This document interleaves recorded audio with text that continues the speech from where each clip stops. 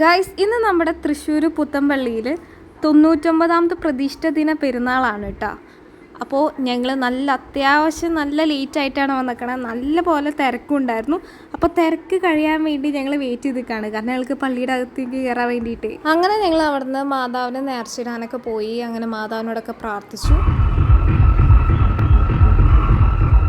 നാളേക്ക് തൊണ്ട റെഡിയാക്കാനുള്ള സാധനങ്ങളൊക്കെ ഞങ്ങൾ വാങ്ങിച്ചിട്ടുണ്ട്.